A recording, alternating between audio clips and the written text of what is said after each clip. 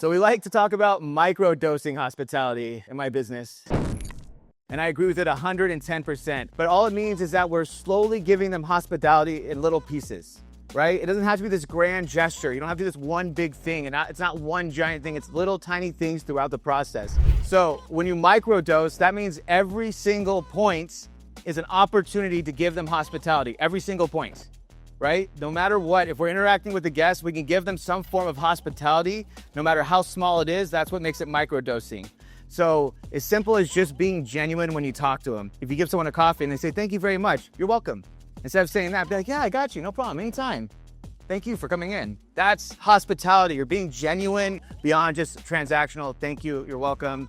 Have a nice day." When they hear stuff that they hear all the time, just like you do, when you go into a restaurant, when you go to a coffee shop, when you go to a bar, anytime you hear someone say something transactional, you turn off, right? You just know it's fake. If you make eye contact with someone in a business and they smile at you and you smile back, that's just a little bit, that's hospitality. That little piece is hospitality. It's that simple. So microdosing hospitality is huge. So that's what I want you guys to do when you're training, when you're teaching, and when you're leading, which we'll get into that. Always be looking for ways to inject hospitality in those microdosing seconds. And it's important because it's creative. It's not one size fits all. If you make it transactional by systematizing it, by saying, "I'm gonna do the same thing every single time," it's gonna become fake and it's gonna become unauthentic. We wanna stay authentic. So just be yourself, but look for those moments. A win in hospitality, we talk about this all the time. Who's been to Las Vegas? So the Bellagio was started by Steve Wynn. Steve Wynn started the Bellagio. He first started the Golden Nuggets. He bought this rinky-dink hotel in Las Vegas, and he said, "I have an idea." It's like in the 80s. It's like, "I want to make this thing look gaudy. I'm going to dress it up. I'm going to redo it. Red carpets, gold fixtures. I'm going to make it look really nice. Every room's going to be a suite. Every guest is going to be a VIP guest. We're going to give a top-notch service. We're going to hire chefs and bring them in and have the top-notch restaurants. And we're going to have this experience." So now when you go to Vegas, it's not just, "I had to stay in a crappy hotel just so I can gamble." I'm going to give them an experience. So they want to come back just for the experience. So we're going to stay and gamble more. And then after that, that was a hit. Then he opened the Mirage. Then he opened Bellagio. Now he has the Wynn and Encore. They're huge, huge hotels. And he's all about hospitality. And he's all about wins. What is a win? A win is when you exceed the guest expectations when they least expect it. You have a really bad day. You come home. You had a long day on a Wednesday night. And you sit down at the table and she pushes something forward and it's a gift. And it's wrapped up. And she says, "I just wanted to get you this to show you that I love you." Would you feel better than when you got the gift on your birthday? Of course, because you're expecting it on your birthday. You're not expecting it in that moment. So when you can give someone a taste of hospitality when they least expect it, that's when you really won. That's when you sideblinded them. How do I pay them back? How do I repay this? I feel so appreciative and so thankful. That's what we want to try and do, is get wins. Exceed the guest expectations when they least expect it.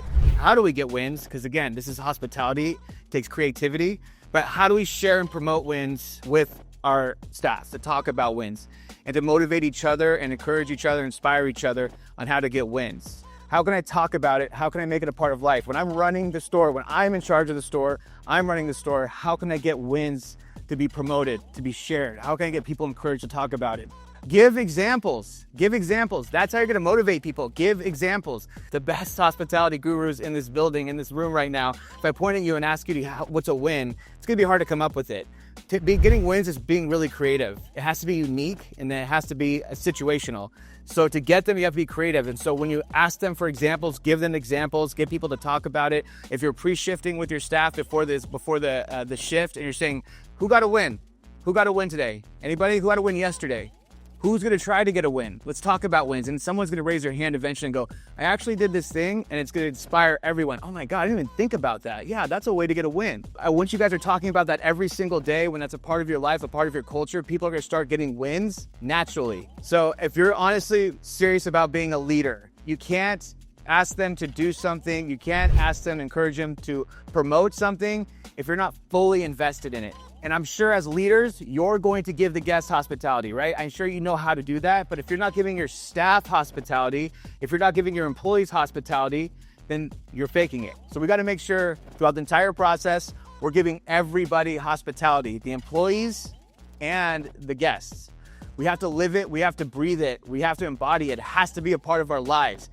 If you can do that, they'll buy into what you're asking to do. They'll be more motivated to do it. They'll be more encouraged to do it. When was the last time you showed a team member hospitality?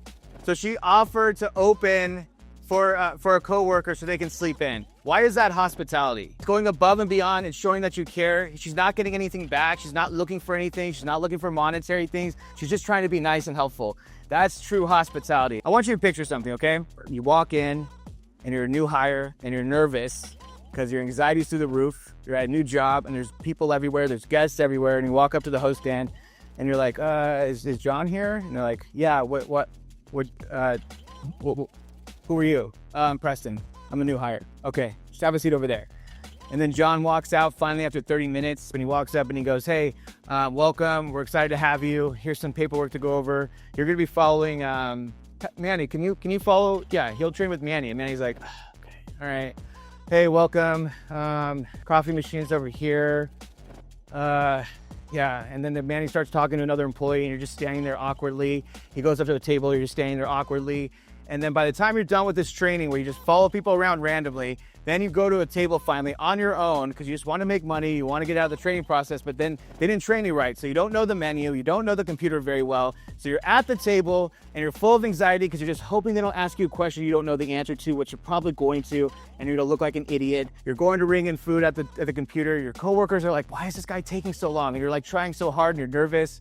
It's a horrible experience to be trained that way. That's what this is all about. Our trainees, we need to give them hospitality. We got to give them hospitality. And part of hospitality is training them correctly, giving them the tools, giving them the support. So when they get on the floor, not only do they have a great experience with that whole training process, but they're knowledgeable. They know the answers when people ask them the question. They know where everything's in the computer. They have pride in their job where they work and they're excited to work there now. They feel like they can trust you, trust ownership, trust leadership, because you train them right. The power of true training is so important that we give them the right tools to train so that way when they get on the floor, they're excited. No one wants to be led or trained by someone who's not confident. That's a horrible feeling. It makes you unconfident in what you're learning. That's a big piece of it. Knowledge is absolutely crucial. If you don't know answers to things and you're training me, that makes me very, very skeptical about the entire business. The person that's training me doesn't know the answers to the questions I'm asking them, making your staff feel supported. You have to make them feel supported. They have to be able to feel like they can ask you questions. They're gonna come up with their guard through the roof, right? They're guarded up. There's all these new people, there's all these new guests, there's just a new environment, their freaking guard is up. But we gotta lower that guard by letting them know we got your back. We're here, hey, how's it going? Listen, my name's Preston. I'm gonna take you through the entire process. If anybody gives you a dirty look or anything, you let me know. I will set them straight. I promise you, you're in good hands. I'm gonna take care of you. First of all, I want you to ask me a question that you have. I know you have some questions, ask away. And so you just start lowering their guard by being friendly, making a connection, using charisma. Microdosing hospitality, start microdosing it, right? Start giving it to them. Be friendly with them, win them over, right? Get them excited, get them enjoying. You want them to leave thinking they made a new friend. You want to get them excited that they're working here. We have 7, 5, 4, 3 days to train them. We got to get them excited and amped up, but we got to lead by example by giving them energy. On top of that, we have to have energy with the guests. So you want to have energy with guests, you want to have energy with your coworkers. If they come into work and you're high energy, people like that. It's infectious. You might start at first go, that's a little annoying, but after a while it wears on you and you love it.